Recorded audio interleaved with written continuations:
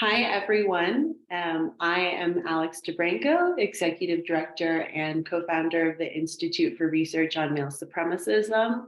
I'll be moderating our really exciting keynote panel today. I am incredibly enthusiastic about all of the speakers. I have lots of questions for them, but I'll leave space for the audience to ask questions too. You can use the Q&A function to put your questions in. We'll have all of the speakers present first, and then we'll go into Q&A. We'll have lots of time for Q&A, so we'll be able to take all of your questions.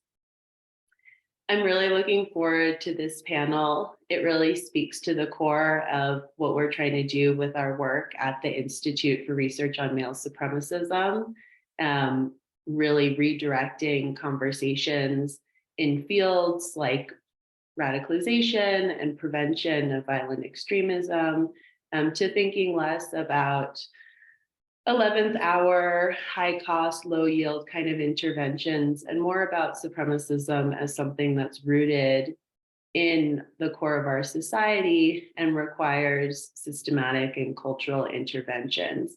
And K through 12 education is a really important place for that. And supremacists and the far right know that too, because they're constantly attacking K through 12 education, which I think some of our speakers will also touch on today. So I want to welcome all of our speakers to this conversation. Melanie Willingham-Jaggers, who is the Executive Director of GLSEN, and who I recently read a really amazing interview in Teen Vogue that a friend of mine, Herring Greensmith, conducted. And that link was included in the email about this panel, and we'll also send it again afterwards because it's fantastic about the core work that GLSEN is doing. And the title of our keynote panel is actually taken from Mel's remarks there. We also have Chris Harley, the CEO and president of SIECUS, and the chair of the new C4 lobbying organization for comprehensive sex ed, EducateUS, which we are really excited to hear about. And also Dr. Jaymie Campbell from Advocates for Youth, who will be talking with us about a couple of programs that Advocates for Youth is running around a brand new module in racial justice and sex education, and also their work on trans-affirming schools. So this is going to be a fantastic talk. So I'm going to get started and hand it over to the panelists now to tell you more about their work and what they're doing and what we should be thinking about. And so we will be starting with Mel. You can take it away. All right. Thank you so much for the invitation. Thank you for the space. And it's great to be here with all of you today. I'm going to talk a little bit about our vision, about what we kind of think of as the state of our US education system, and what we need to do as a result of those realities. So just to be super frank, supremacism and authoritarianism are ascendant in this country, right? I'm not telling you all anything that we don't know already or feel kind of in our bodies at every turn. Democracy is in recession in the United States and globally, right? The roots of white supremacy were reinvigorated and frankly legitimized by Trumpism, and the authoritarianism that has sprouted globally are present in our schools, in every single school and every single classroom. Schools where young people should at a minimum be safe, and where we work on transformation, where these communities will be sites of, learning communities will be sites of liberation. Instead, these forces are relentlessly advancing a toxic, violent, and dangerous agenda that have racism, transphobia, homophobia, sexism, ableism, and all forms of systemic oppression run rampant in classrooms across the country. As the executive director of GLSEN, I hear from young people and their families and teachers about the damaging effects of these attacks. Just two quick examples before I continue is that and we all saw this in 2022, earlier this year, tens of thousands of Florida students walked out, right, when faced with legislation that they rightly understood as foreclosing on their futures.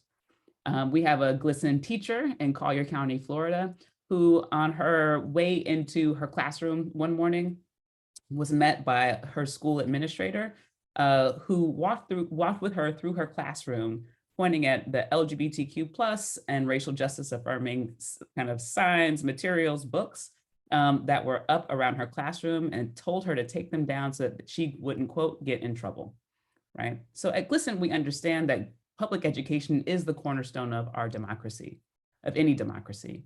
And as a result, we work with the Biden administration and the US Department of Education to do everything we can at the federal level to advance justice in K-12 schools and learning communities that are on the front lines of this escalation of supremacism and authoritarianism. We've done everything we can to strengthen civil rights protections, make federally funded programs inclusive and affirming of LGBTQ plus youth, right? We want to get the rules on the books so that when the rules are enforced, our kids, our communities are included. Sadly, in the current climate, the realities that young people face in schools are determined by where the minions of Trumpism hold power and the courage of everyone else to rise up in solidarity with our vision of what education should look like. After the midterm elections here in this country, we know that we won't be able to pass foundational basic human rights, civil rights protections under the Equality Act and other federal legislation that we support. We know that we'll have to fight against efforts to enshrine discrimination and oppression in at least 21 states where Republicans have full control of state government, and a total of 25 governors will resist enforcement of federal civil rights law because they take their marching orders from Trump. What we know is that it is not always easy to make progress in states controlled by Democrats either, right? And so our work there continues in earnest. We are clear about the assignment, right? Because we are seeking safety for our young people, because we are seeking to defend our democracy and we understand education is at the core of that, we are called to fight our enemies and push our friends. Many decisions that impact communities are made in school districts, of which there are over 13,000 in this country. So at the local level, we know that about a third of these districts are non-compliant. They simply refuse to take steps to meet their civil rights obligations and enforce state level protections against discrimination against children. So considering all of this, how are youth doing? We've been conducting research over the past 20 years through our National School Climate Survey. We have our recent survey that was released just earlier this month, actually, the 2021 National School Climate Survey of LGBTQ plus youth in schools. So here's what our survey has told us. Experiences of victimization, including discrimination, bullying, and harassment, remain all too common in even remote and hybrid in-person learning environments during the COVID-19 pandemic. Exclusionary policies and practices that prohibit transgender, non-binary, and all LGBTQ plus youth from fully participating in school life are all too often still in place. Schools nationwide are hostile environments for a distressingly high number of LGBTQ plus students, the overwhelming majority of whom routinely hear anti-LGBTQ plus language and experience victimization and discrimination at schools. As a result, many LGBTQ plus students avoid school activities or miss school entirely. The impacts we've helped surface over the past 2 decades are present in the experiences of youth today. 3 key things. A hostile school climate affects students' academic success and mental health. LGBTQ plus students who experience victimization and discrimination at school have worse educational outcomes and poorer psychological well-being.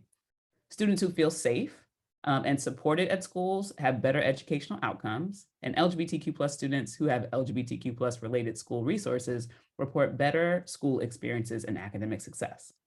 Unfortunately, too many schools fail to provide these critical resources. And what we know, right, is that for any young person, for any person, when you put barriers in their way, they are stopped or slowed by those barriers. When you remove the barriers and put supports in the way, they are supported and helped. And we have a choice to make. We have to be clear about what choices are being made. And the choices are being made to put barriers in the way of young people that will inhibit their success. Although school climates for LGBTQ plus students have improved overall since our first installment of the survey in 1999, I was still in high school in 1999, schools remain quite hostile for LGBTQ plus students. And in 2021, we saw a few positive changes from the results of our 2019 installment of the survey, which is biennial, as you might be able to guess. Our most recent survey told us that what we already know: young people who hold intersecting marginalized identities experience multiple intersecting harms. Our work must center and support LGBTQ+ youth who are also BIPOC and people with disabilities, and from all communities that experience marginalization. Now let me talk a little bit about how we seek to connect research to action. Research is the language of systems, and public policies are the upstream supports in systems that can empower communities to drive change. Our state research snapshots provide information to advocates on the ground seeking to change policies and advance best practices in schools in their states. We've developed a local school climate survey, really rolls off the tongue. That's a local school climate survey, that tool that is available to communities everywhere. And we're asking federal, state, and local education agencies to collect more data to inform policy development and adoption of evidence-based practices that affirm LGBTQ+ youth. All of the research we have helps advocates take action and advance policies and best practices that will positively transform education systems. But what are the youth saying helps them? Our public policy agenda seeks to make schools at minimum safe. And we've heard and have said for years that when a young person at school doesn't feel safe, they can't learn, they can't thrive, and they can't reach their full potential. Federal Title IX sex-based discrimination protections now prohibit discrimination against LGBTQ+ youth in schools. We ought to be celebrating that. We've taken our data to the streets and demanding federal, state, and local education agencies meet their civil rights obligations under Title IX. We're doing the long-term work to pass the Equality Act, the Safe Schools Improvement Act, and the Counseling Not Criminalization Act that will establish federal standards to reduce victimization. We're not only rising up against the over 200 discriminatory and exclusionary bills that were introduced in the last state legislative cycle last year. We're also asking state lawmakers to pass inclusive curricular standards that promote positive visibility for LGBTQ+, BIPOC, and people with disabilities from all communities that experience marginalization in every classroom across the nation. I'm going to close with the following. As we think about what our vision is, I keep coming back to the title of a colleague's book, "We Keep Us Safe." Zach Norris, who's the former executive director of the Ella Baker Center out in Oakland. And the title of his book is "We Keep Us Safe," and it's because we do. I do believe that that's true. So at GLSEN, we seek to leverage our research to influence system change and achieve policy victories that provide upstream supports that empower communities. These upstream firewalls are critically important, but they're only one part of how we achieve our vision of the future. Our vision is that schools are places of liberation for young people, including trans, non-binary, and all LGBTQ+ youth. Every person in every K-12 learning community can choose to be a firewall against supremacism and authoritarianism and rise up to make progress toward these goals. At GLSEN, we build power through our networks of state and local chapters, our National Student Council, our National Educator Advisory Council, our state policy fellows, and among others throughout our ecosystem. We work with youth directly because they are the leaders who should identify the needs and solutions in K-12 education systems. Today, thanks to our work over the past 30 years, there are GSAs and more programs in place that facilitate youth leadership across our country.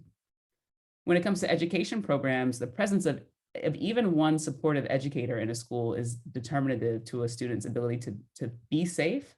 And the same goes for adult allies throughout the K-12 learning communities. The legacy of our organization is that today educators understand this and more often take on this responsibility by serving as GSA advisors, intervening in incidences of victimization, and teach affirming content in their classrooms. Our community-based activities through our community mobilization department work throughout our network. And our network is majority white, right? And many of these folks are parents of transgender and non-binary students. Many of these folks are current or former educators, administrators, et cetera. And they are committed, right? Our chapter network is disproportionately Southern, is disproportionately Midwestern, and is disproportionately white. And that actually, to me, is deeply encouraging and really, really exciting, because it's that network of folks right, who are committed to our strategic direction of advancing racial, gender, and disability justice outcomes.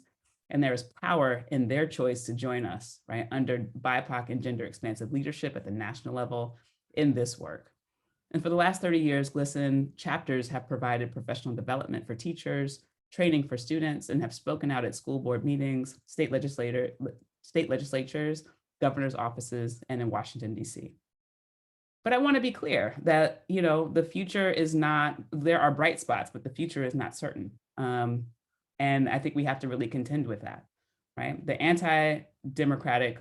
anti-democracy forces want to solidify systems of oppression in schools that have been using the same political playbook that includes defunding and privatizing education since schools were desegregated, since women entered the workforce, and since people of color were allowed into unions, right? They understand that voters want quality education for their families, so extremists don't attack schools outright, right? Instead, they of openly running on a platform to defund schools, which is what they want, right? They want to defund the schools that are constrained by civil rights law and instead use public money to fund private schools that allow discrimination. Trump-led extremists are stoking fear and spreading misinformation about LGBTQ+ inclusive and affirming education.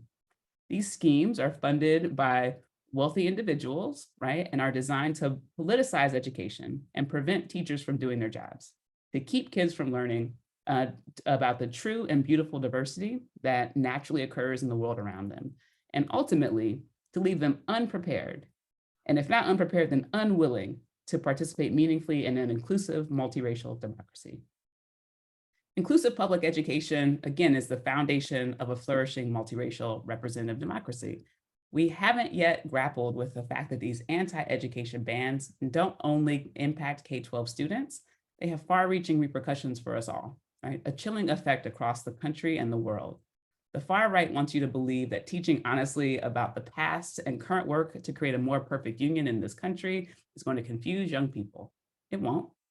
The far right wants you to believe that teaching young people to respect and understand people who are different from them as equally as they do people who are like themselves will change your kid's gender. It won't. When politicians declare accurate lessons about our nation's history to be controversial, or ban books in libraries, or refuse to respect the truth and complexity of who people are, they are chipping away at the very foundation of our democracy, right? E pluribus unum, out of many, one. A free, quality public education based in truth, and that prepares children to engage powerfully, compassionately, and cooperatively in our society is what our education system must accomplish to ensure our democracy thrives. The free speech and the free information that democracy requires defines the extent to which our democratic society can succeed. Anti-LGBTQ+ laws and bans on telling the truth in any part of society, especially bans on the truthful telling of history, are an insidious and corrosive 2-for-1 attack on equality and democracy. And LGBTQ+ young people, the young folks that we work with at GLSEN, are already fighting for change, right? LGBTQ+ youth are some of the most politically active young people in this country, and queer youth of all races, abilities, and genders and backgrounds are uniquely positioned to understand and combat these systems of oppression because they see them for what they are. At GLSEN, we're helping to mobilize these young people to pledge to vote, to spread the word about education issues, their civil rights across the country. And the students that we work with know firsthand, right, the inclusion of LGBTQ+ people in history and events and classroom curriculum and in affirming stories and books provides all students the opportunity to understand the experiences and perspectives of others, and that is essential. Education materials that prioritize diversity help young people learn how to respect and collaborate with people of all backgrounds. And the learning of those students, right, is impacted, not just the students who are quote unquote different. These are the kids who are going to grow up to lead our companies, right? Our schools, our institutions, our government at every level. We have to decide how we will prepare them to lead. Will they grow up to be committed to punching down on those that they can get away with abusing, to fear and to hate those who are different from themselves? Or will we prepare them to work with everyone? Will we teach them that all means all without exclusion? Will we educate children to be leaders that heal or that polarize, that build win-win solutions or that set up zero-sum games? If we allow a generation of young people to grow up without supportive, inclusive, and truthful education, they won't have all the tools they need to contribute and to protect our pluralistic, multiracial democracy. And for our opposition, that's exactly the point. I'll close with the following, which is that now is our moment to draw the line, right? To lay the foundation, defend the cornerstone of democracy by insisting on education that includes and affirms every learner, every child, and respects every family without exception. For a more representative democratic future, for a more perfect union, our nation is at an inflection point. We must use our power at every level and every setting to usher in pro-equality, pro-education, pro-truth, pro-democracy. That future is what we need. A country that once and for all will educate and govern for the collective good, and that will build a future that includes us all without exception. Thank you for your time. Thank you so much. That was really wonderful. A reminder to our audience that you can put questions into the Q&A function at any time, and we will get to them after all of the presentations. We'll have a long Q&A.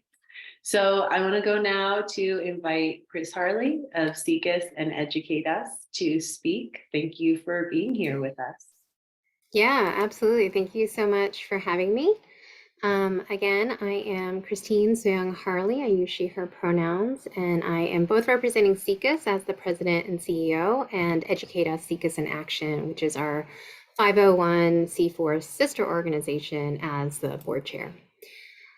So our mission at SIECUS is to advance sex education through advocacy, policy, and coalition building in order to achieve an equitable nation where all people receive sex education, are affirmed in their identities, and have the power to make decisions about their own health, pleasure, and wholeness. And we believe that sex education is a vehicle for social change because it is a means of building a foundation for a long-term culture shift that will positively impact individuals and society, particularly on issues of gender and racial equity, sexuality, sexual and reproductive health, sexual orientation, consent, and bodily autonomy. So I want to talk a little bit first about why we believe this. First of all, we believe that sex education can help address the underlying beliefs that support white supremacy. Last year, SIECUS released a report on racial justice, race, sex, and politics, where we discuss the idea that one, white supremacy is founded on the need to control the reproduction and ability for communities of color to thrive in America. Well, not just in America, but generally, and specifically domestically in America. And the way that this is done is that you first have to call into question the sexuality of racialized groups to be pathologized as deviant, dangerous, and adverse to our society. And then these stereotypes are used to provide the rationale underpinning systems of oppression that create the institutionalized barriers to economic and social success in the United States. And so we used examples of welfare reform, immigration policies, and access to reproductive health and abortion care to draw out how these sexualized, racialized stereotypes are used to create those rationales and to create the systems of oppression that we currently still experience. And what we think is unique and important about sex education is that when you really get down to it, sex ed has this ability to be a force for social transformation, because if you imagine a world where sex education teaches us to normalize human sexuality in all of its manifestations and realities as a natural, normal, healthy part of the human experience, we would have a different reality. If we taught boys to respect girls and their sexuality as independent and equal to their own, how powerful would that be? If we taught straight and cis folks to affirm and accept the sexual and gender diversity of their peers, how powerful would that be? If we recognize the sexuality and reproductive abilities of people of color as something to embrace rather than fear, how powerful would that be? We could transform how we understand and interact with each other to see and respect and value one another within our full humanity. And so that's what we believe makes sex ed so powerful. Imagining a generation of young people who believe that affirming and respecting one another's humanity and sexuality, regardless of race, gender identity or expression, sexual orientation, and who believe that all human beings have a fundamental right to their own bodily autonomy is powerful. And so to be clear, at SIECUS, when we talk about sex ed, we mean sex education that is medically accurate, developmentally appropriate, comprehensive, inclusive, shame-free, and trauma-informed instruction that addresses all of these things: human development and anatomy, reproductive health related to sexual behavior throughout the lifespan that includes abstinence, STI transmission, contraception, miscarriages, abortion, and pregnancy. It's about healthy relationships, including family relationships, friendships, romantic relationships, dating. It includes instruction on understanding abusive relationships and violence prevention, sexual violence prevention. It's around teaching personal skills related to communication, negotiation, personal safety, navigating refusal and consent, and personal decision-making.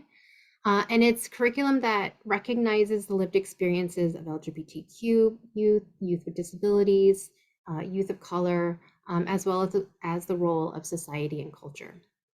And the data shows that this kind of sex education works, and it can be a powerful prevention to radicalization by building up healthy relationship skills and reducing the odds that young people become isolated and vulnerable to radicalization.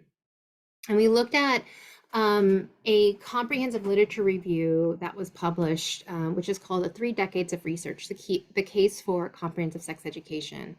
And basically what that shows is that sex ed programs that start in early elementary school and then scaffold learning through 12th grade do result in important behavior and attitudinal changes. So for example, curriculum that's inclusive of sexual orientations, gender identities, and expressions can reduce homophobic bullying and harassment, which then increases safety for all students, including LGBTQ youth and girls. And repeating what Melanie was sharing, but that improved, safe, and affirming school environments is related to lower reports of adverse mental health, including suicide ideation amongst all youth, and that there are better health outcomes for young people, including fewer sexual partners, less use of drug or alcohol, less pregnancy, and that all leads to better outcomes in school performance and attendance.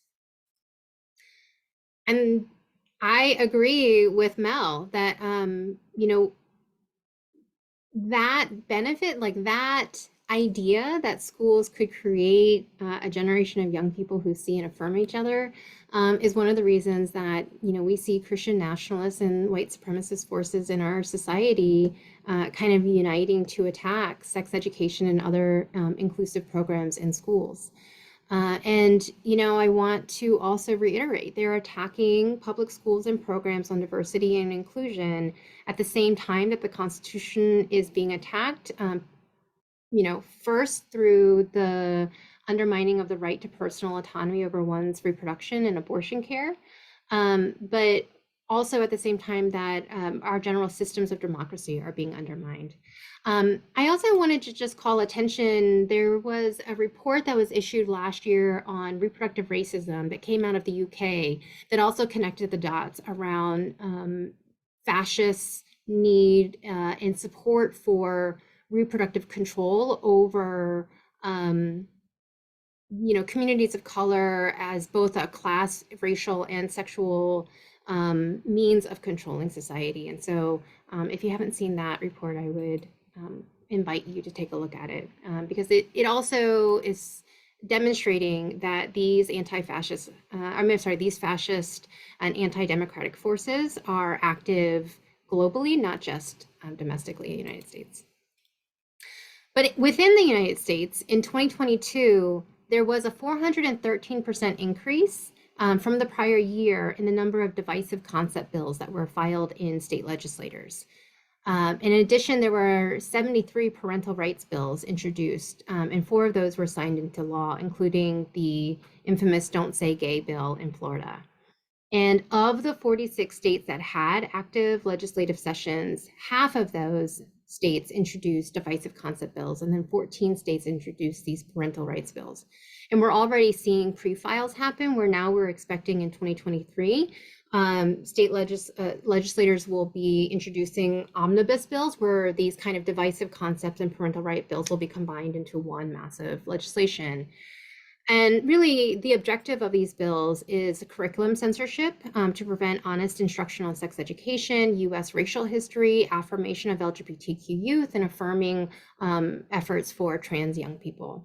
The parental rights bills are really intended to empower and encourage parents who particularly subscribe to a Christian nationalist view to litigate against their schools. Again, reiterating what Mel is saying, in an effort to strip power from public schools and force funding in students to go to private schools where less civil rights protections are in place. And many of the states that are most aggressively attacking these inclusive public school programs are also the same trigger states that enacted draconian abortion bans as soon as the Supreme Court issued their recent Dobbs decision. So, you know, again, the same folks that are attacking sex ed are the same folks who are attacking the constitutional right to abortion care, all of the related unenumerated rights within that framework of a right to privacy.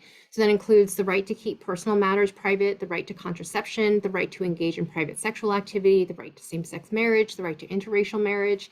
There was a, you know, very clear through line that was offered in that opinion to connect the dots on those pieces of attack as well. So I do want to say that, you know, as we are thinking about the attacks to our democracy, is coming through this effort. And so, you know, I think that the progressive minority recognizes that a population that values diversity and inclusion, particularly as it relates to bodily sovereignty for people of color and queer folks, is a society that would also value equality and justice in ways that undermine conservative Christian norms related to gender roles and heterosexual marriage, as well as repressive norms related to fascism and white supremacy. So I'm going to talk about what we're doing at EducateUS, and I'm putting on my EducateUS hat. But EducateUS was actually launched in November 2021, so it was just a little over a year ago. It's our brand new sister 501c4 organization that's working to build a movement to transform sex ed and relationship education for good. And so I want to talk just about a couple of the strategies that we have underway and which I'm really proud and excited about. In September 2022, EducateUS released a first ever strategic messaging report that focused not just on whether or not Americans support sex ed, because we know overwhelmingly we do, but it was looking at messages that actually move people to take action for inclusive relationship and sex education.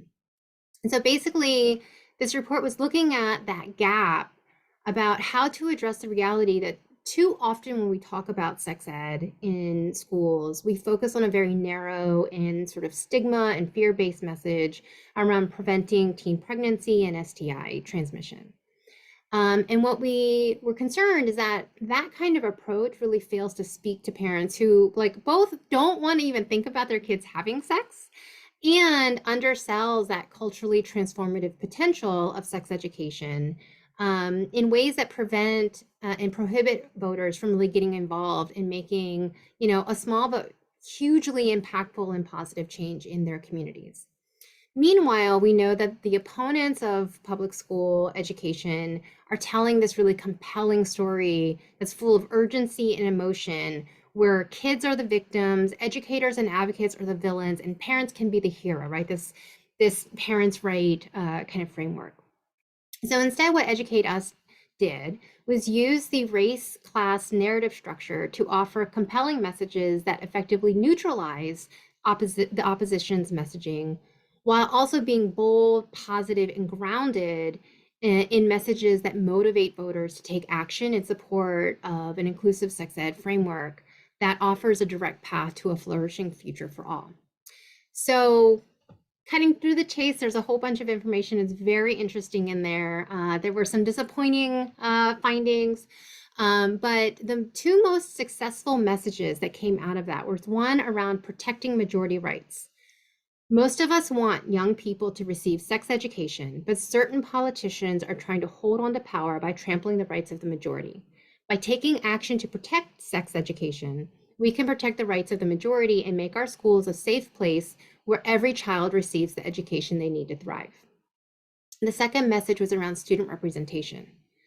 We all have a deep need to see people like ourselves represented in the world around us, but some people are spreading lies and misinformation to erase that information from the curriculum.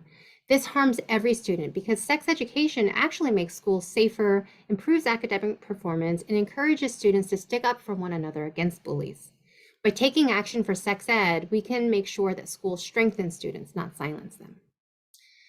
So that's one effort that newly is released and offers a really great opportunity for us to hold the kind of conversations and move the agenda forward in a way that engages people. The second initiative that we will be launching quite soon is around deep canvassing. Research shows that if you want to change someone's mind, you need to have patience with them, ask them to reflect on their lives, and listen. Deep canvassing has been shown to divert people away from prejudice and bias and towards greater acceptance of others. And so EducateUS is seeking to use deep canvassing as a means to advancing universal sexual and relationship and sexual education in a way that helps build connection and reduces vulnerability to radicalization. And so we're going to be starting an effort, a pilot program this spring that's really focused on giving grace, listening to our political opponents' concerns, and finding common humanity. Because the conversation that we want to have is that sex education is about so much more than just preventing teen pregnancy or disease transmission. It's critical for creating safer school environments for LGBTQ youth, for acting as a prevention tool against child sexual abuse and sexual violence for older youth. It's a space to reset antiquated ideas around gender identity and sexual orientation so that more children can grow up to be unashamed of who they are and to be in full control of their own decisions around sexual behavior, health, rights, and acceptance of their peers and others. And so we're really excited. We'll be launching this pilot this spring to test the first ever deep canvassing script for persuading people in the vulnerable middle using the strategic messages that we have found that work best to support the kind of sex education that we're talking about. And then finally, ultimately, EducateUS is working to build more pathways and ways for people who are concerned about what's happening in public schools and to our constitutional right to privacy and to our system of democracy, who don't know how to get involved, how to help them to move from passive support to action. So we have tools like a parent's guide to take action in support of sex ed. There's a toolkit for speaking up for sex ed at school board meetings, and there's a sex ed voter pledge. We are also launching a youth advisory board in the new year because we believe that young people know what's happening with their peers, and they will have special insights about how to reach those that are most vulnerable to radicalization and also being left behind. So I'm going to wrap there, but what I just want to say is that at SIECUS and EducateUS, we are not just about responding to white supremacist and fascist attacks. We're in a process of working to prevent them. And we believe that sex education offers that pathway to prevent the kind of forces and the mobilization around the forces that we see. So we hope that you will join us, and especially we want to invite you to join the movement by taking the Sex Ed Voter Pledge so you can be directly connected to those efforts. Thank you. Thank you so much for your remarks. We have one more presentation, and then we will move into our Q&A. So I'm really glad to have Jaymie Campbell with us today from Advocates for Youth. And please take it away. We are excited for your presentation. And I see some questions have started to come into the Q&A. You all can keep doing that. And then we'll have a moderated discussion, and we'll have probably about an hour for that discussion. So plenty of time for everyone's questions. So Jaymie, thank you.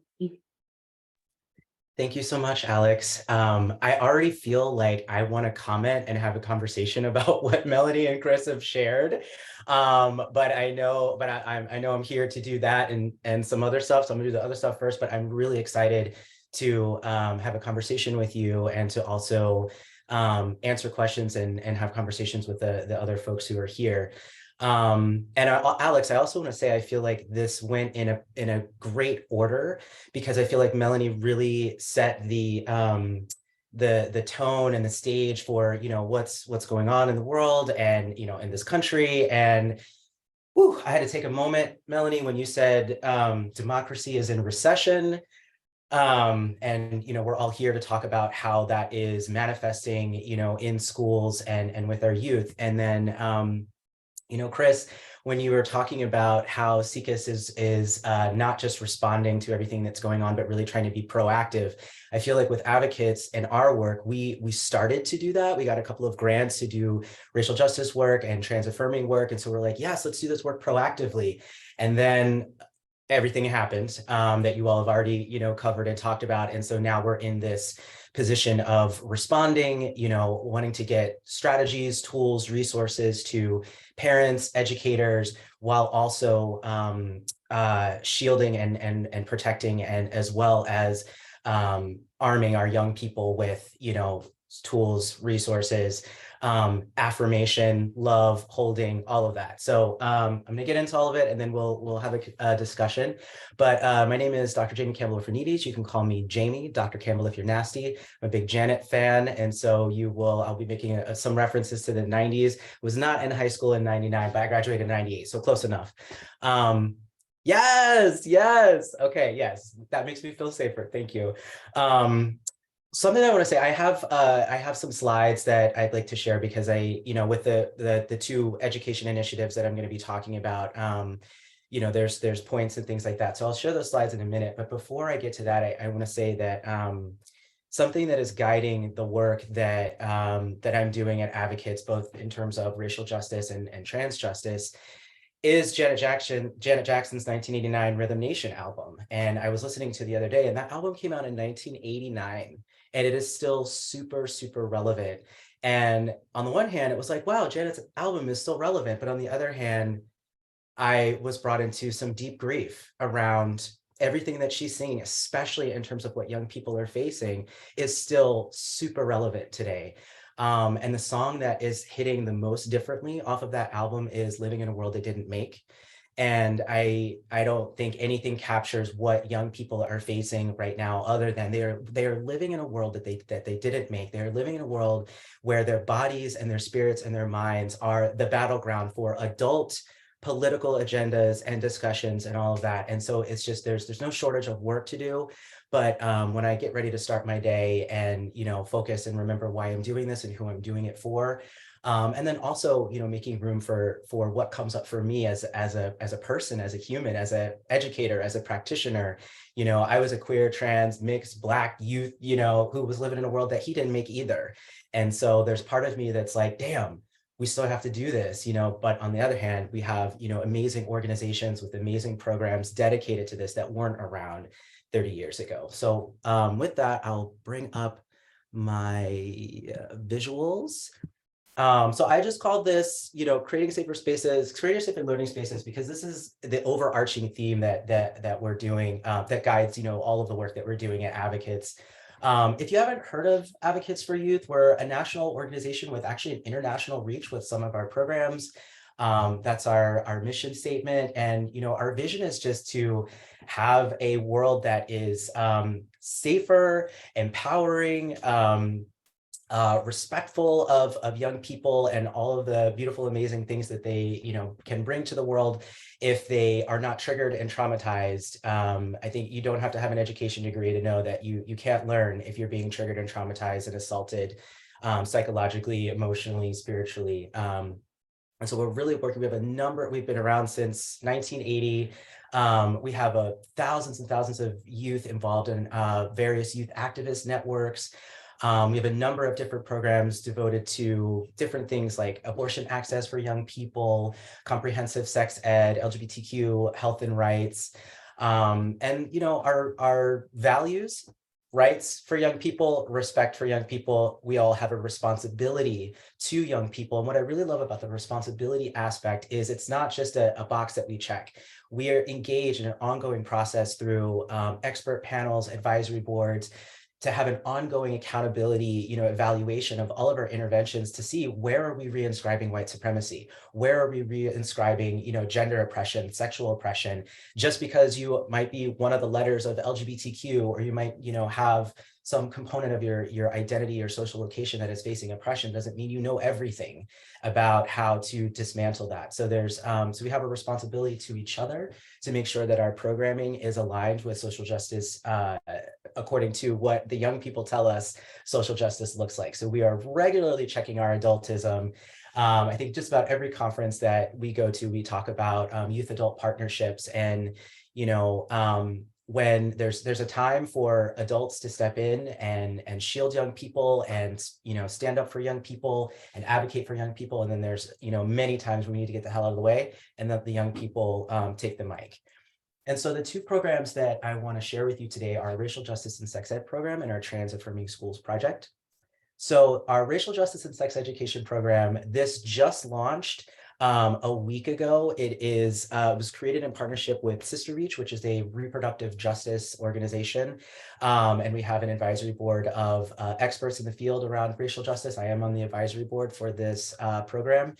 And we just launched the first 5 e-learning modules. They are all free. I can drop a link in the chat if you're interested in signing up for that. But what I want to share about this is, what Melanie talked about and what Chris talked about, and I think, why one of the reasons that everyone is here today is that there's a lot going on in this country. There's an assault, there's, violence on democracy, and it is impacting young people in schools in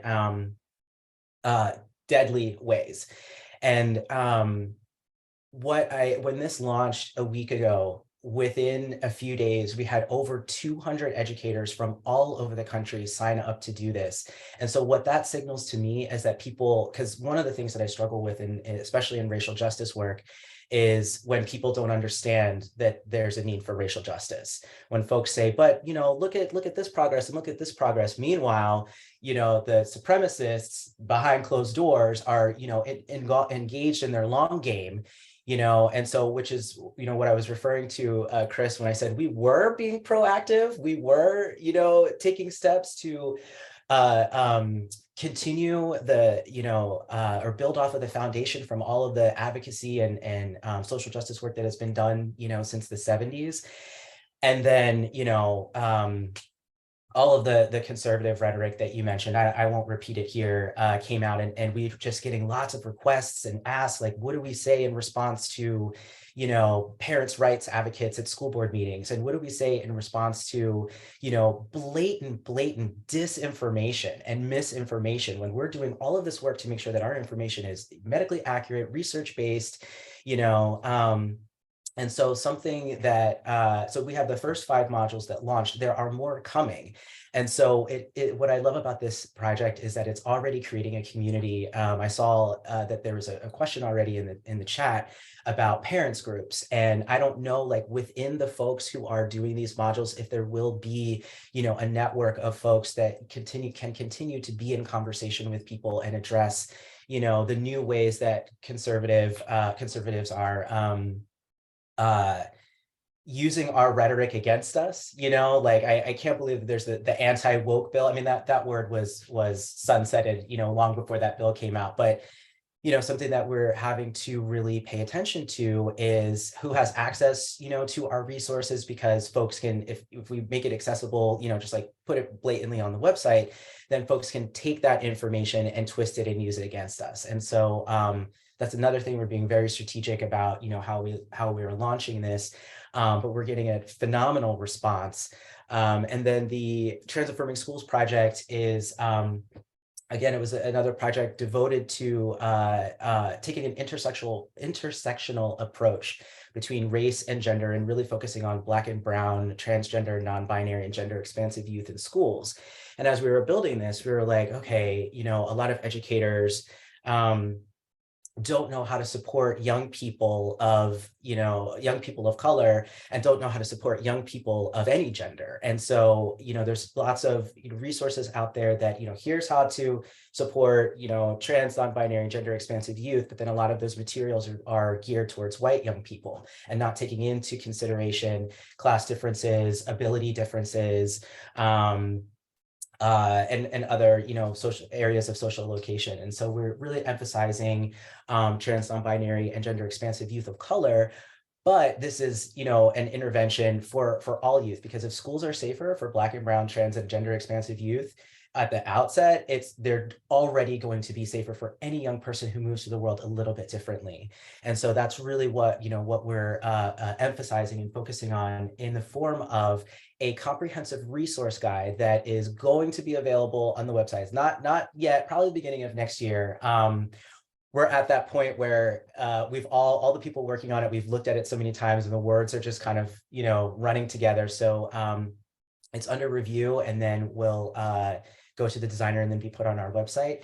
But one thing that I want to highlight from the resource guide that we added as a response to what is happening in schools in this country is we added a whole section about how to respond to what the opposition is saying.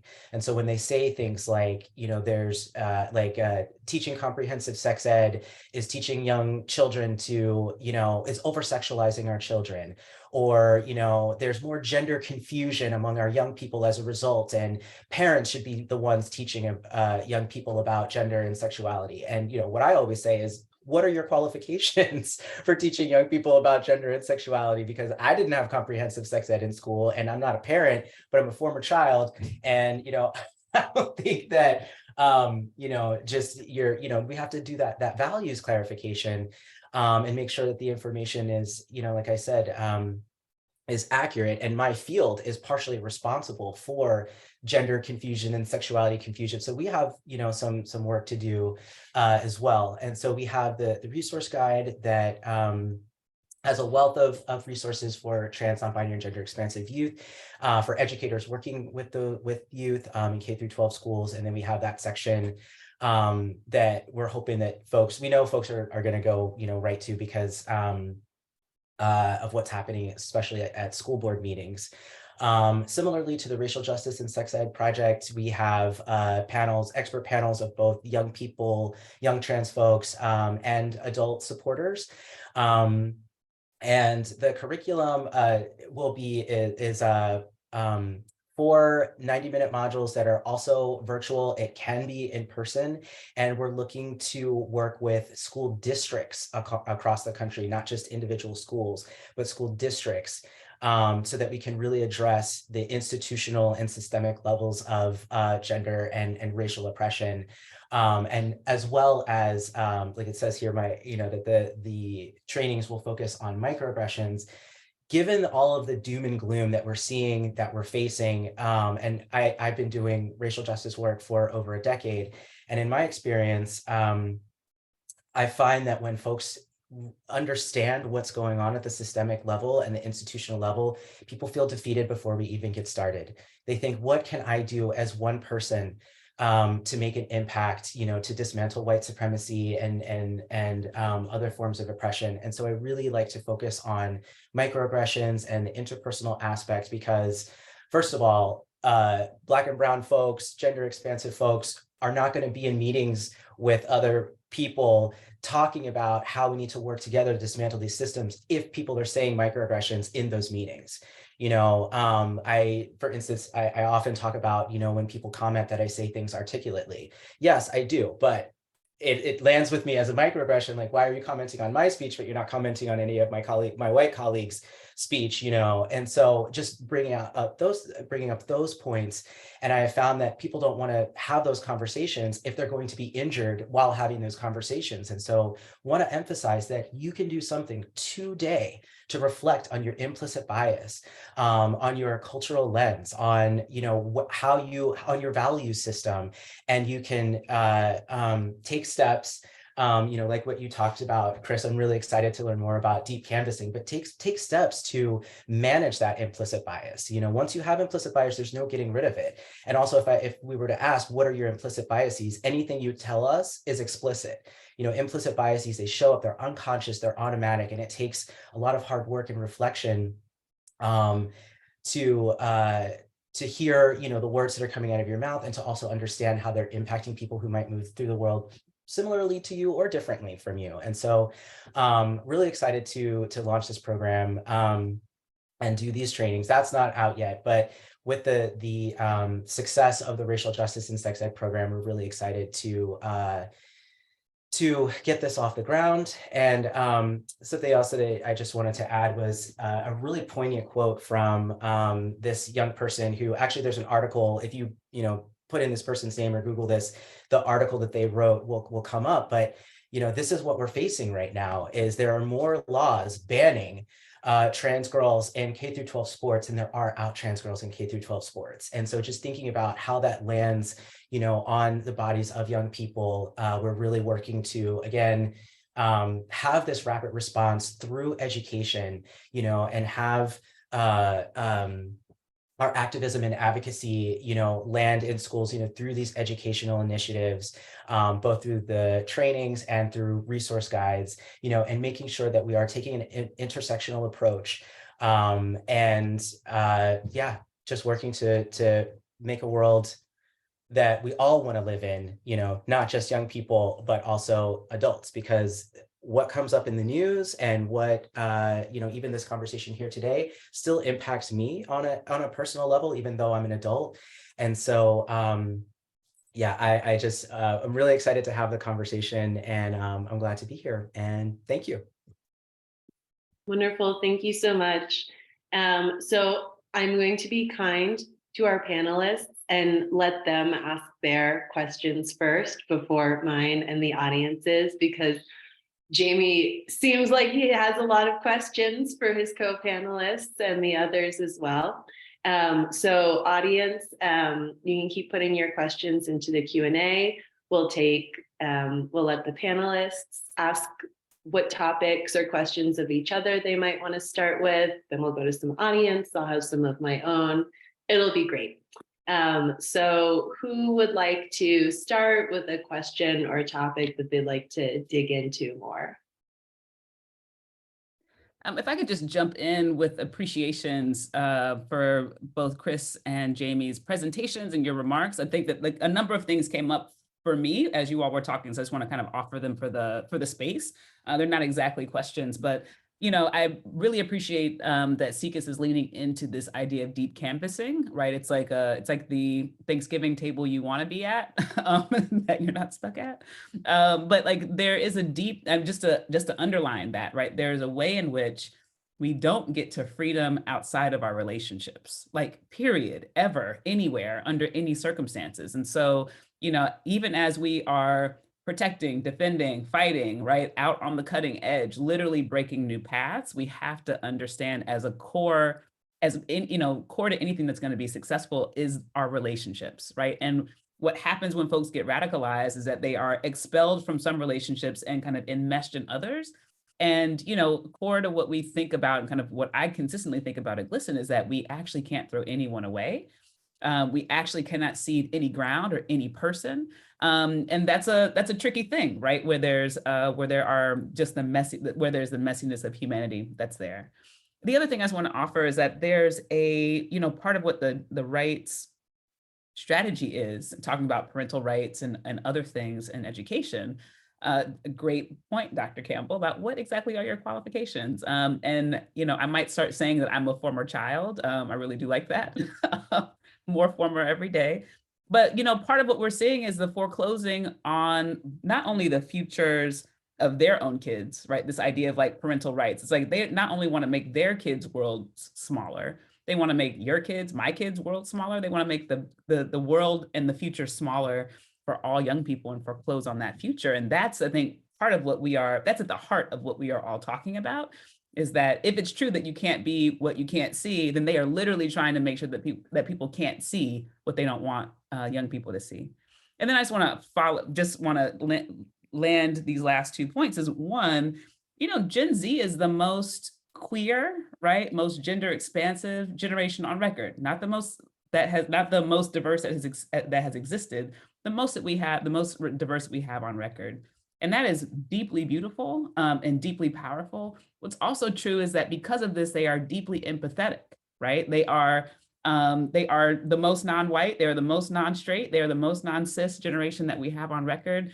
And it's the people in those generations across those identity lines that see each other as their cohort and see each other as their literal compatriot, right? And so part of what authoritarianism and supremacy does is it breaks the bonds of empathy between young people. And it's this generation, I think, that gives us as advocates, as leaders, the opportunity to tighten those bonds of empathy across difference. And when we go there, we win.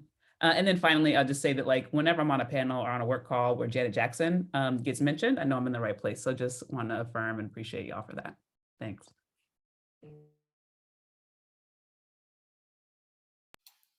Yeah, thank you, Melanie.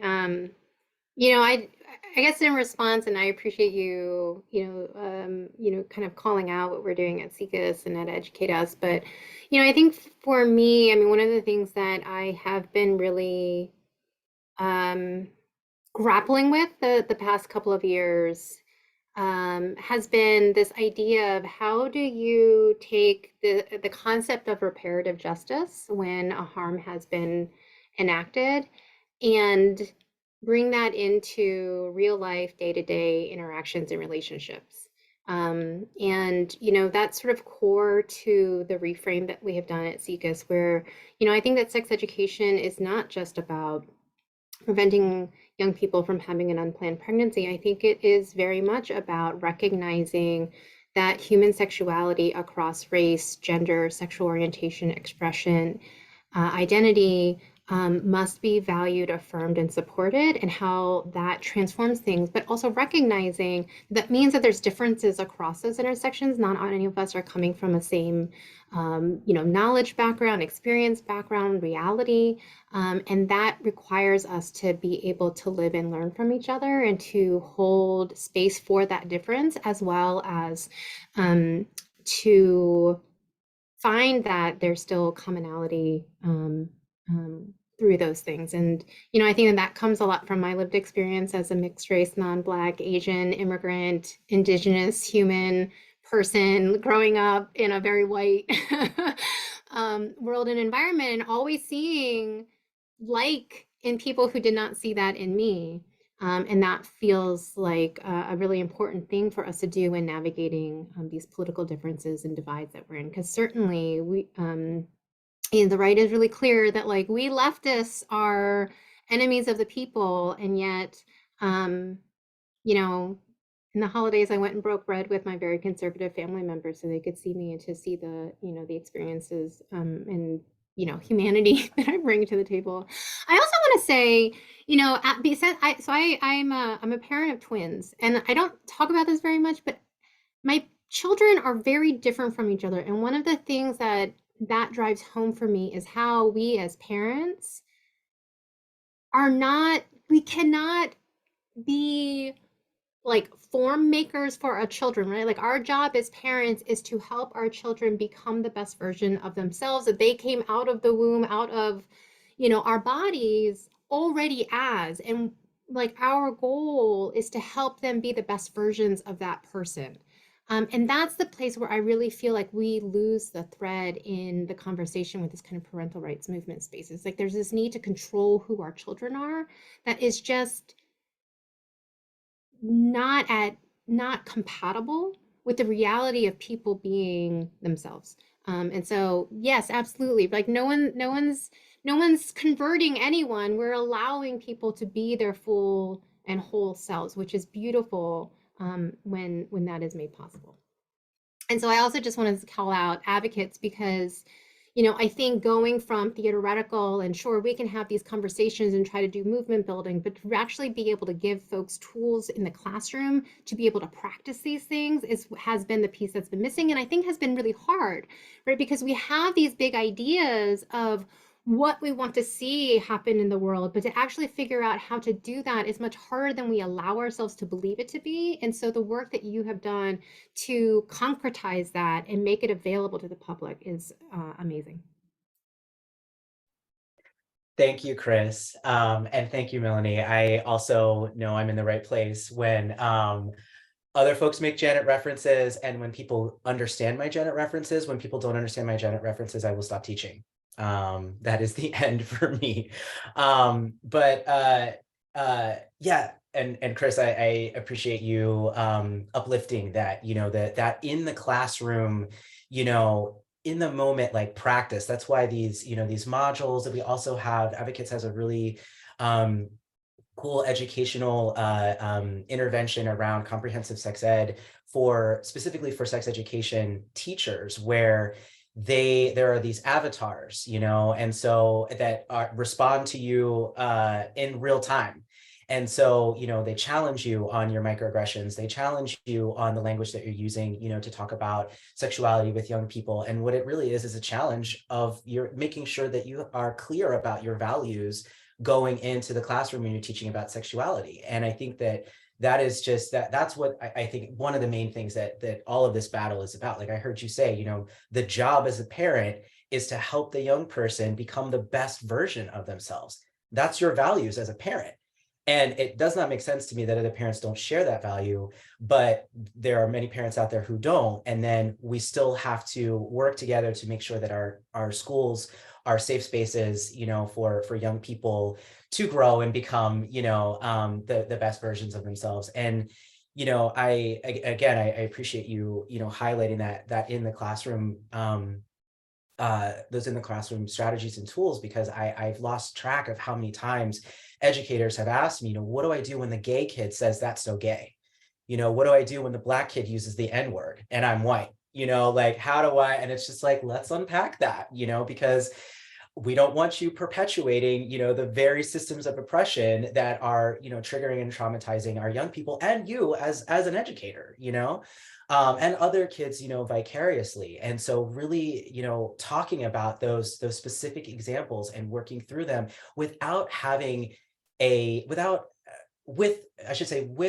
realistic expectations of those tools and strategies. People, they come to me and they're like, what do I do when I commit a microaggression? How do I get it right? And it goes back to what you brought up, Mel, and what you were also talking about, Chris, is, what I say is stop trying to get it right and try and stay connected. How can you stay connected to the person that you just hurt with your implicit bias? And now but there's been a rupture there. There's been harm, and people try to, for instance, one of the big points of contention is white people who have dreadlocks. White people who have dreadlocks make me uncomfortable.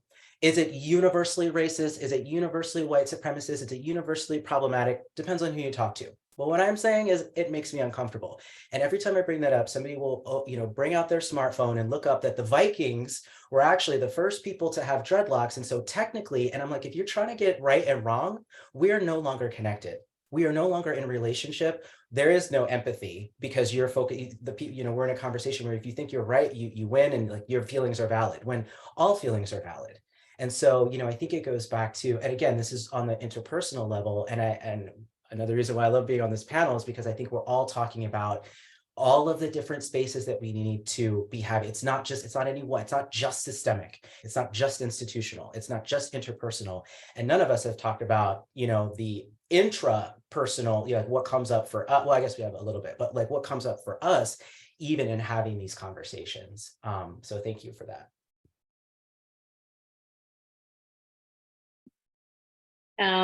So wonderful. I want to go to a question from the audience now for the panelists. The question is that it seemed like most of the work that has been described focused on high school, and forestalling supremacism and hatred must start much, much earlier. Can you talk more to what efforts exist at the elementary school level? And if you could wave your wand and imagine building sturdier cornerstones for democracy starting in kindergarten, what would you want to see happen at younger ages? I appreciate the question. I'll be brief, which is GLSEN focuses on K-12 education. Just to be clear, our National School Climate Survey surveys young people from grades 8 through 12, right? So the information that we pull out and that kind of stuff is from grades 8 to 12. But we focus on working with educators. We create resources for educators, et cetera, starting in K, right, in kindergarten. So our focus really is the entire ecosystem of that. And I'll pause there. Yeah, I just want to, say that's also part of the reason that we are talking about sex education so differently at SIECUS. I think for far too long, we talked about the goal of sex education as unplanned teenage pregnancy prevention. And by doing that, we actually missed this whole earlier conversation that's actually embedded in a big piece of the benefits that sex education can offer to young people. When you start sex education day one, even before kindergarten, right? Naming body parts, using the correct terminology, teaching kindergartners to ask for permission before they touch someone else, telling young people that they have the right to say no to who gets to touch their body and that needs to be respected. That's all part of sex education. And those are the building blocks. So when I spoke about the comprehensive literature review, 3 decades of research, it was looking at those interventions starting at kindergarten and then being built upon over the course of the time, so that by the time you get to education that's about sexual activity and behavior, right? Like you've already established the understanding that my body is mine and your body is yours, and there's mutual respect that needs to occur there. Then you're building on lessons around consent and decision making that are grounded in that kind of attitude and behaviors.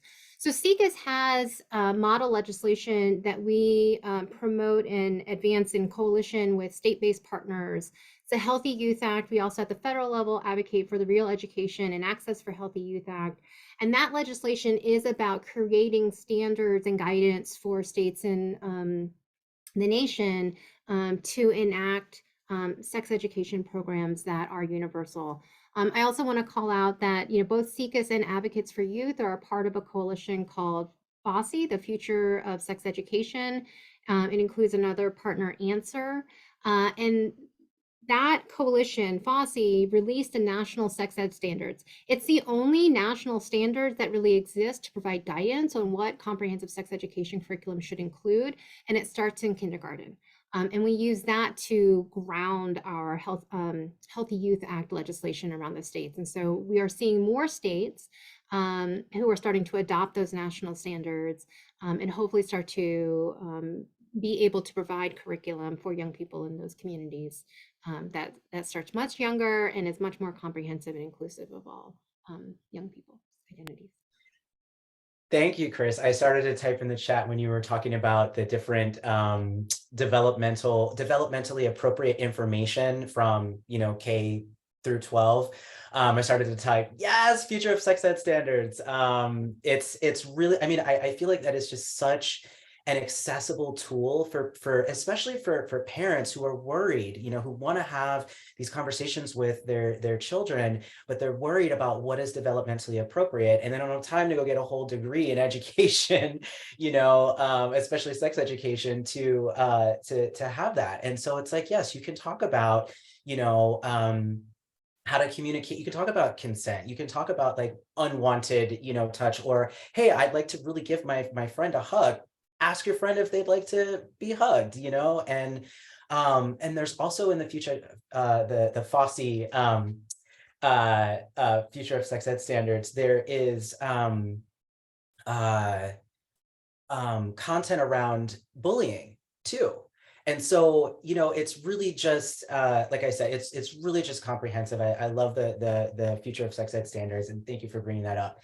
I'll be honest, the Trans-Affirming Schools project is geared more towards junior high and high school, but Advocates does have a really cool resource called Amaze, all capital letters. And if you go to the Amaze, or if you just like Google Amaze and Advocates, or go to YouTube, there is Amaze Junior, which there's also Amaze International. These Amaze videos have been translated into over 40 different languages, I believe.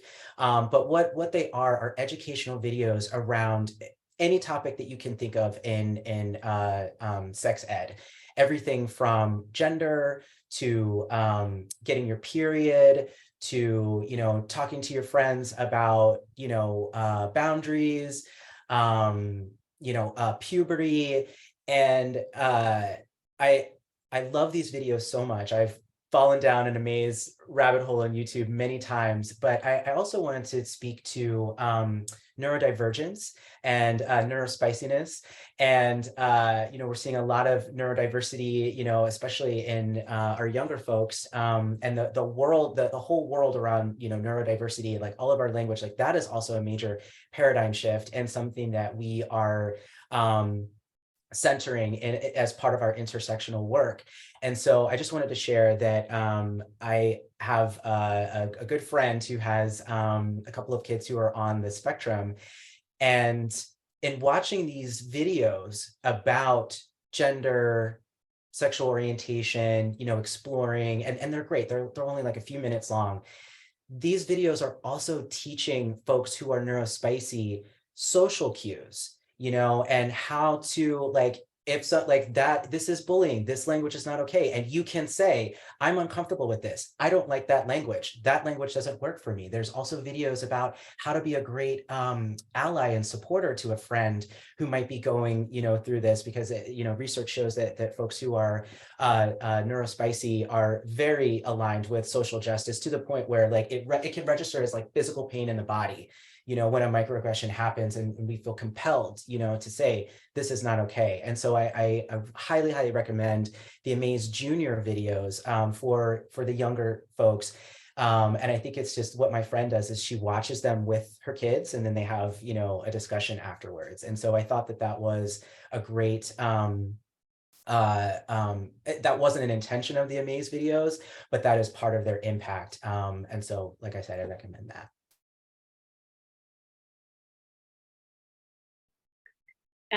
So I want to pick up on a remark that Chris made about teaching consent over the body at a young age, thinking about how that,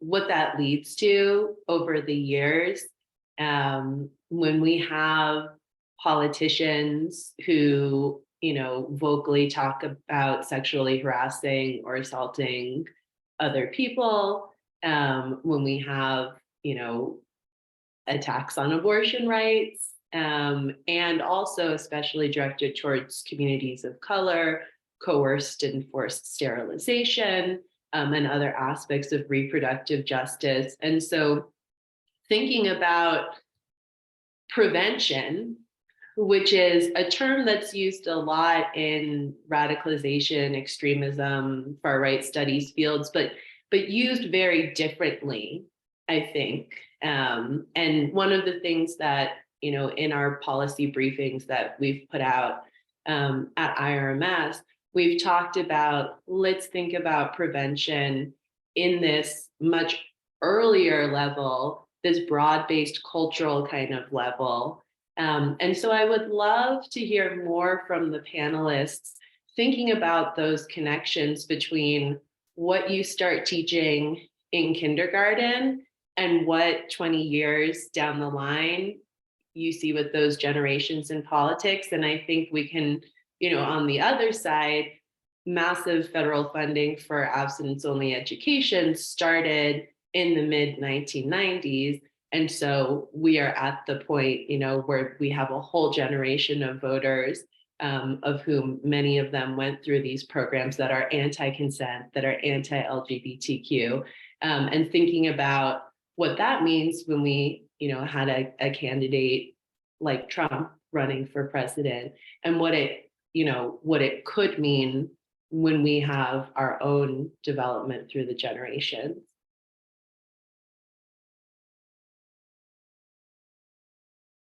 So much there. You know, I will not pretend that I will be able to answer the full kind of like the full complexity of your question, which I really appreciate. But what's coming up for me initially is really thinking about consent, respect, and sovereignty, right? Like if freedom cannot exist, right? Autonomy, mutual respect, democracy cannot exist, right? In these antithetical systems, right? Where supremacy and authoritarianism and fascism are the rule, kind of are the rule, right? In our realities. And I think that, you know, listen, kids literally come here to this place that we call planet Earth, knowing nothing. And they believe us when we tell them, this is what we do here. This is how we act. This is what's okay. And where we reinforce disrespect, when we reinforce lack of consent, where we reinforce you know, a lack of sovereignty or autonomy, right, over one's own body, one's community, one's family, right? That when we tear that apart, then young people believe us. Okay, these are the rules of the road. And there are some people who say, wow, that doesn't feel good. And they have within them enough of whatever it is they came here with to fight against that at their own peril, right? Sometimes. And I think that we owe our kids more, right? We owe our kids more and we owe each other more. And I think that there's a way in which, as we think about what this fight is, what it means at every kind of level, and I appreciate this panel because we're talking about what it means to subvert this developmentally at every single level. And that's, I think, what the core is. That is why the right wing is attacking democracy, right? Via attacking education, because they know what works, just like we do. We know what works. We know relationship works. We know that supportive adults work. We know that inclusive curriculum works. We know that autonomous spaces where young people can practice leadership works, right? We know that full inclusion in, you know, all parts of school life when they are legally required to be there works for young people to get successfully through education. And what it means to push out, what it means to shrink, right? Push out young people from education. Where does that leave them developmentally? Where does that leave them in their own readiness to participate in a democracy, right, around them? What does it mean for us to shrink what is taught to young people, including excluding the truth, right, of like past and current struggles of this country? It is a really dystopian reality. And I think that we have to really contend with the vastness of our system. We have to contend with the patchwork, right, of protections and rights that a 5-year-old or a 10-year-old or an 18-year-old has when we are requiring them legally to, you know, to go inside these systems. We have to really contend with the fact that none of us live in the same America, right? Where any person in any of the 13,000 school districts can just decide to ignore federal guidance, right? To ignore civil rights law, and we have to really contend with the ways in which our public systems have been divested from, have been under attack, and really are threadbare. And when we contend with that reality, then I think that we can be clear about what the work is. And I think that there's both, you know, someone just said, like, when you talk about how terrible things are, we get discouraged. And I just felt myself get discouraged. And so I'll leave you with this, which is that there's hope in that choice, right? There's power, there's power in us showing up with and for each other. There's power in us recognizing what the fight is. And the final thing I'll just say is that, you know, when you look back, I was born in 1982. When you look back at, like, you know, the political scandals of yesteryear, when, like, you know, the people who were running for office, it came out that they did some things that were, like, you know, morally, people were clutching their moral pearls, right? We take it out of a moral conversation, right? We take it out of a Christian nationalist, you know, this is what these precepts in this book that some people believe in say, and we put it back in the conversation of consent, respect, and sovereignty. Then we're able to have the conversations about what is right and what is wrong that is not tied to some other broader social project, right, to control and delineate the world for others. I would just want to jump in here and say, I was surprised to hear you say, Melanie, that you had just gotten discouraged, because I was feeling so hopeful from what you were saying, especially when you said conservatives are attacking education because they know what works, you know, and I feel like, you know, these anti trans bills, these, you know, assaults on education and racial justice, you know, these things come out and they're terrifying and they're activating. And I have noticed in a lot of spaces, there's this strategizing meeting. Okay, what do we do? You know, and if you look at the timeline, one of the features of the guide, of the resource guide for the trans-affirming schools that I really love is this timeline of the Stay for Schools movement for LGBTQ students. I was thinking this started in the 90s, but it actually started way back in the 70s, like the first GSA. It was called something different, but the first one was in 1970. And so when you look at the timeline, there have been massive, massive gains, you know, and devastating setbacks. And so here we all are bracing for more impact. And what's the light that I see in this darkness is, I think you just captured it, in we know what works. We know education works. We know supporting young people works. We know believing young people. I have taught sexual orientation, gender identity, gender expression, and sex assigned at birth from to kindergartners all the way to 12th grade. And when I ask adults, who do you think gets this the most? They say, if you know kids, you know it's the kindergartners. You know it's the kindergartners who are like, everybody should be able to wear what they want to wear and do what they want to do, and you should be nice to them, and you shouldn't say mean things, no matter who they are or what they want to do. And it's like, yes, can you please come to the school board meeting and say that to folks who are, saying that, well, they just need to be transparent about what's in these curricula and what's in schools. I'll tell you what's in the curriculum and what's in schools. Affirming and inclusive information and strategies that young people are saying, yes, that young people have said, this is what we need to see. This is what's missing. Do this. And then we go do that. We listen to young people and we do what they tell us. It's not hard. But I am, I've seen the timeline and it's like, okay, we are on the ropes and we won't be here for long. Because the other thing that we have seen is that they don't win long-term. They do scary things and there's a lot of unnecessary harm, violence, and death, but they don't win long-term. We just have to get through this bullshit. I don't think I have more to add to the underlying question that you asked, Alex, because I agree with Mel. If you teach these values as normal, healthy ways of engaging in relationship with one another, I think they, build upon each other and create some really strong building blocks. Certainly one of the things that's really frustrating about the conversations around like abortion care is when you see all male panels having these conversations and like having absolutely no idea how pregnant people's reproductive ability like works, right? Like, and that's really frustrating. But like, imagine that you've been taught like you don't have the you don't have the ability to talk on behalf of someone else where you don't know the basic biology. Two, that's actually information that you should know and should respect. Right, it shifts a lot of these kind of like underlying frameworks. I think there's things like, as our incoming generation and our population gets more diverse, you both have the confrontation of folks who have been in little enclaves, be forced to interact with people who don't conform to those enclaves, and then that creates both some possibility for tension, but then also some possibility for love and building. And I know that as an Asian American person, as we have risen in population, I'm like, yay, 2050 we're going to have like, I don't know, some percentage of the population, fantastic.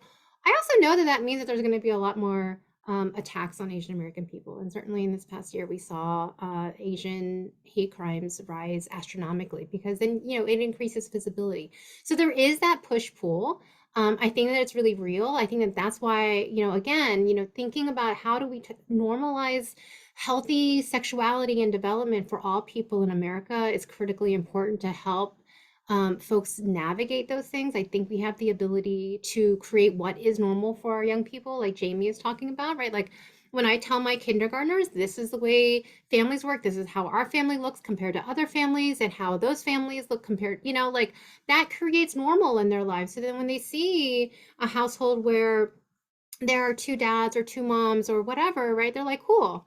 Like I like, you know, I like your Mima versus your mom. Whatever, right? I also though think that what gives me hope is knowing that the arguments that the opposition is making are losing arguments. They're so hateful and so hate-based that there is a guttural reaction to them that's like, whoa, whoa, whoa, whoa. And, you know, I saw reporting coming out of Texas, a conservative voter in Texas who was like, I don't know what this candidate over here was talking about in terms of these hate attacks on schools, but that's not what's happening in my community, and I don't have time for it. And so, you know, we saw over and over again that the, you know, candidates that were coming after schools, that were coming after queer kids, that were coming after trans kids were not winning. And, you know, and then also, right, these Trumpian anti-democratic candidates, you know, they weren't winning universally. Maybe still in some places that are deeply red, where there's deeply conservative kind of sensibilities, but it's not a selling message across America. And that gives me hope, because I do also think that in these anti-abortion attacks and, you know, the kind of revigoration that we saw come out of the Dobbs decision, there was also, you know, clearly a reality check of like, wait a minute, so if you're pushing for this, like, how do you create a world that isn't deeply dysphorian and dangerous for people to live in? And I think it opens up a new conversation where, you know, it's not just that we're attacking, right? Like that ideology is not just about attacking abortion and, you know, preventing people from gaining access to care. It's really about resetting like our relationships with one another, right? Like where women are supposed to be subjugated to men and under their control, right? Like that's why the Supreme Court had to go all the way back to what is it, like the 1300s, like English, like like it's like crazy, right? And you're just like, oh, that's what they're talking about. Okay, that's not a world that anybody in, what are we, 21st century America wants to live in. And so I think that when you do talk about, actually, when you create an environment that's affirming for all young people, when you make sure that my young person who, you know, has these big feelings, has these neurodivergencies, has these identities, should feel safe in the school that they're attending just as much as your kid, I think that people get it and they're like, yeah, that makes sense. So I feel hope in that. I think that the message that we are sharing is actually the message that folks are looking for. I think that we're getting clearer about, you know, right, we just went through this with this real turmoil in America around what does it look like for us to have conversations where we see each other across gender, across race, across sexual orientation in ways that are more equal. We haven't fully as a society really understood how to do that in ways that allow everyone to grapple with that in their lived experiences, but I think we're getting closer to that. And that's why I think that the resources that Advocates is putting out is helping us get closer to that reality. And part of it for me is that we're actually having to help adults get over their discomfort of not having that knowledge. And then being able to share that kind of value and the ways to live into these values of diversity and equity that like we theoretically hold, and how to actually live that in their lives. And so that's the discomfort that I actually see us trying to navigate. And I believe that it's possible for us to navigate it, because I think that in our hearts as human people, we want that for ourselves, and we want that for our children, and we want that for others. And so that's the kind of bridge that I think that we are starting to now create the building blocks for. So that's what gives me hope, even if Mel was naming a lot of the things that we're up against, because that certainly is hard to realize. I want to offer something here as well. Thank you, Chris, for that, because you kind of sparked something for me, which is really thinking about, again, contending with, right? We are doing this way for the first time in this country's history, right? When we are talking about like everyone, all means all, we're talking about seeing, valuing, not changing, not, not forcing to conform people's gender identity, gender expression, sexual orientation, racial identity, et cetera. I mean, we are breaking ground that is conceptually not new, but we are breaking ground in reality, right? And we are building structures, right, in reality and breaking that ground for the first time. And I think that I want to give us all grace because I think that all of us kind of on this side, on the right side of history, I want to give us all grace because we're doing, we are laying the foundation, right? Others who have come before us, I'm thinking actually specifically of Pauli Murray, right? Who really we live in a house that Pauli Murray built, who is a, Black, I think we would call them gender expansive or trans these days. They would call themselves many things, but we are living in a conceptual framework that they built, right? That sees and understands the intersection of race and gender and class and the constitutional rights and our abilities to engage in this democracy truly, fully, all of us without exception. And so there's that part. And I also want to bring in the rain part, right, of the rainbow, which is, I think we also have to contend with the deep feelings of exclusion and despair that so many people hold regularly. We know on the queer side of things, what that despair and loneliness and exclusion feels like. We, I think, are coming to understand more clearly what it looks like to be both angry and disaffected as a white person in this country, right? You are seeing who as a cisgender straight white person in this country, because the bar has always been white supremacy, right? Seeing the closing of or the erosion of white supremacy really feels like a real net loss of your ability to be on top and to seek, life, liberty, and the pursuit of happiness when you don't have any more right to that than other people who are not white, male, or cisgender. It's like, we've got to contend with the deep heartbreak, I think, that the foundational shortcomings built into the foundation of this country have realized in this, whatever generation we are from the early days in this country. I think we have to really contend with the heartbreak. It has been such a deep part of what this experiment has been, and that our work to repair it and our work to include more people really does feel like a loss for some folks. And I think I would argue that the future is brighter when all of us are included, but I think that we've got to take seriously the thing that is attractive about this disaffection, the thing that is attractive about this radicalization, which is loss. And I think that when yes, the children are the future, absolutely. But also, their parents are the ones that raised them, right? And their grandparents are the ones that raised those folks. And so I think we have to contend with the sadness and the loss and the disaffection in a serious way. And that's why I think this conversation is so important. Thank you all for all of those remarks. I want to talk more about being proactive and the comment about having been pushed to be responsive again. It was mentioned that there have been a lot of failures for particularly extreme versions of supremacism. But one of the things that has come up for me, I've spoken before at the critical race theory summer school, and people ask, what do we do if a Proud Boy or QAnon person runs for our school board?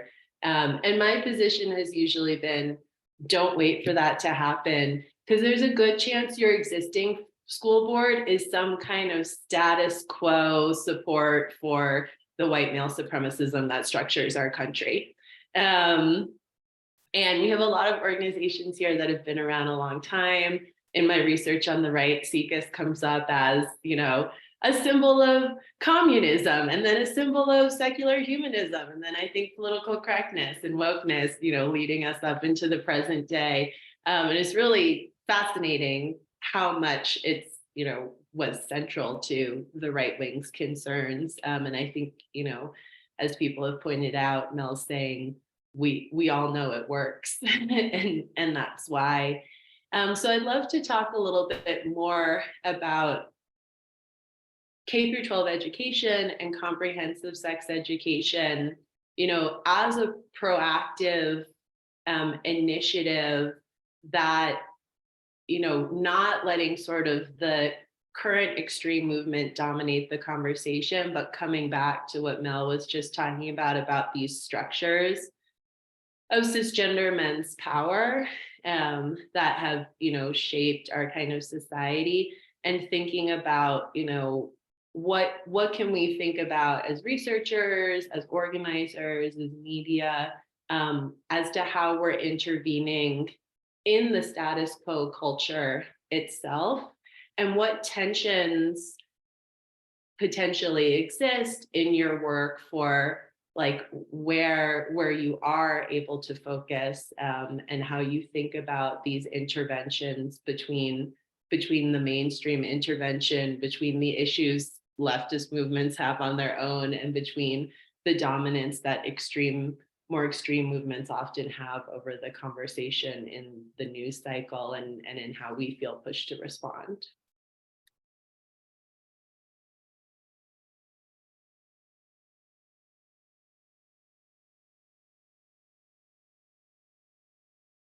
Could you rephrase that question? Sorry, I got a little bit lost, and I want to make sure that I'm responding to it. Yeah, definitely. So basically thinking about moving the conversation from talking kind of more about the fringes and some of their losses, and thinking a little bit about how the work that your organizations do are intervening in what is a status quo that is not as extreme, but still generally our society is a version of white male supremacism, and how we think about that, and how we navigate a visionary conversation that is thinking about where are we moving, and how are things going in terms of shifting the core of our culture.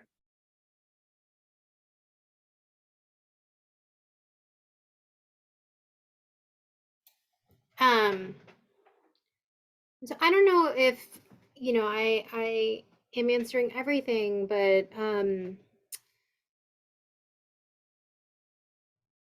so one of the things that we think about in our policy work is what are the incremental steps forward that we can make in a particular community. And I think that the root of strong community organizing and deep canvassing kind of work is starting from where folks are, right, and having those kind of conversations.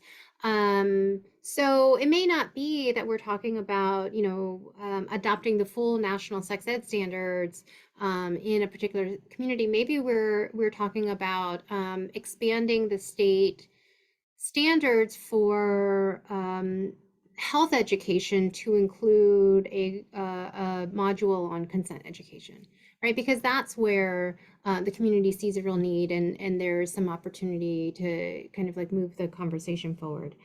I think though that for us, the bigger conversation is to speak more clearly, more affirmatively, and more loudly about the broadest benefits that a comprehensive sex education program offers to all young people. Because for me, that is where you start to see folks across the spectrum have little light bulbs go off, right? Because I do think that, generally folks want the world to be a better place. And there are differences on the approach and how to get there. And so that's where I think that the deep canvassing work really plays out, right? Because you're asking, well, what do you wish that the public schools look like for your kids? What do you wish that your children were being taught? What are you worried about that this curriculum would offer? And then you help to unwind those concerns, or like where that understanding of what is possible can be broadened and enriched to bring in perspectives and voices and experiences of other folks. And so, I think that that's why for us, we really need to be grounded in, sex education as individual and social benefit. The human sexuality is diverse and it's all natural, healthy, and normal. And when we do that, I think that we're having kind of different conversations, and we're bringing in the realities and lived experiences of, folks that sit across the aisle from us, but we're also creating pathways for them to see the value in the incremental progress that we can make. And so, again, that's where I find hope, because I think that there is a lot more sharedness there than we realize. And I think that ultimately, I believe that most Americans want the world to look like that. And so I hope that answers your question. Thank you so much. So I have 2 questions from the audience that I've been saving because I think they're responses that will probably be resources, and that will probably be, resources that we will also add in our email after this. So the questions are from a parent of a public school student who's trying to find parent groups that are organizing to protect schools from fascist attacks. And if you know of anything working within that kind of safety and security. And then another question from a teacher of students with intellectual and developmental disabilities who has difficulty in the classroom explaining systemic power, supremacy movements, et cetera, in a way that's clear, concrete, and accessible. And they work with teens and adults. And so any tips that you might have, and I think also the resources many of your organizations have, will be good answers, especially to that latter question.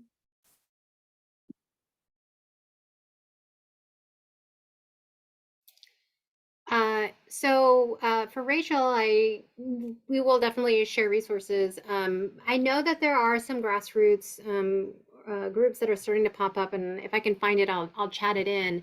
But we certainly invite you to sign up for Sex Ed Voter, and that is a resource both around engaging with other like-minded individuals and community members, but there's also ways to be connected to some of our state-based community partners that are pushing for positive programs in their schools and communities. And then to the teacher, I want to find it, but there's like that visual, I don't know, this maybe, there's that visual of like, what is equality, equity, and justice? Like, I feel like it's a really strong, and it's like there's like 2 kids on a box and there's a fence and one kid's tall and they can just stand on the ground and see over the fence. And the other shows like, what does different box sizes look like, where, okay, you give both of them the same box size, the tall person can still see over the fence, the shorter person still can't see over the fence, and then different box sizes so that the person who needs help to see over the fence can see over the fence, and the person who didn't doesn't get. Like, that I think is a really great way of like kind of breaking it down in terms of like, what are we talking about, and then being able to conceptualize like that box need per sort of identity gap, I guess. Yeah, I can see that image in my head, Chris, and Mel, I could see it resonating with you as well. I have used that graphic not just for oppression, equality, equity, but also in having discussions around, if you take away the fence, like, what if there was no fence? What if everybody could be on the field? Like, that's liberation and justice. But what I wanted to respond to specifically to the educator who's working with folks with various disabilities is, depending on, who, like, there isn't going to be one catch-all, that's going to work, depending on, what your students are facing, what disabilities they have. And so something that I think is also important to put in place before you start delving into these discussions is, how are you going to be able to support your students in managing the reality of knowing about systemic oppression and, the state of the world and the history, and that can be very overwhelming for folks. And so it's really important to, have that. And I think just going really slowly, and also repeating, so like you have that graphic, but have saying the same thing, in many different ways, and checking for understanding, not just intellectually, but also where are your students' emotional levels, energy levels, and what are the thoughts and fears and anxieties that might be arising as a result of,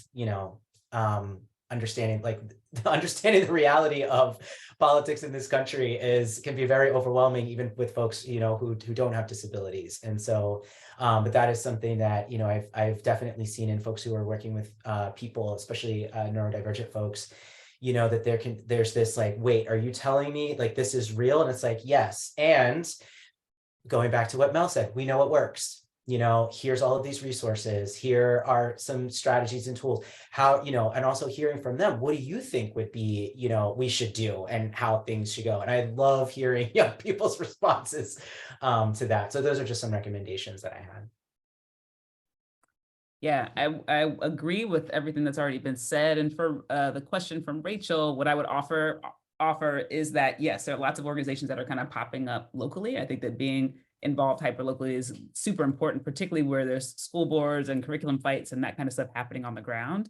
I'll say 2 other organizations that are national in scope that I think could also be a good place for you to get involved and connected. I wouldn't be doing my job if I didn't say that we would love to have you connected with us at GLSEN. We've got a national network of chapters at local levels across 40 different locations in this country. We're in about 30 states. Some states have like 4 chapters. Shout out to Ohio, my home state. It's like, why not? Yep, Toledo and Cincinnati and Columbus. Why not? So that's part 1. And then part 2 is that PFLAG, right? Which stands for like Parents and Families of Lesbians and Gays, right? It literally is a group of people who are parents and family members of queer kids. And they are also a national chapter network that organizes locally. So I would encourage you to get involved with like, who are the folks in your immediate area that are concerned in the ways that you are, but where we at GLSEN can be connected, that we can be a kind of a political and organizing home for you and this particular issue, given that we're fighting K through 12 schools. We're happy to be that if there's not already a chapter near you. And then just to go back briefly to your question previously, Alex, I would offer that like, at GLSEN, our approach is really the kind of fundamental core, like, hey, here's what we do, is working to build systems that serve every single person inside the system. That's what we're doing, right? If we have a system that we are pushing children through, then let's make sure that system fully serves, like not only doesn't harm, but fully serves every person in it. And I think that where good thing is that we know what works. So we do that when we know what works, but we also, we fix systems where they don't work. And I think that's the push. I mean, that can be a bureaucratic argument, right? It really is, do we have a thing that costs us lots of money? Let's make sure that we are making sure that system does the thing it needs to do, and that we're using our public funds to educate fully every single person that's there. Wonderful. I love that question gave everyone a chance to talk more about their organization's resources. We're almost at the end of the hour. So I want to invite the panelists to each give any closing remarks that they'd like to make at the end of this conversation today.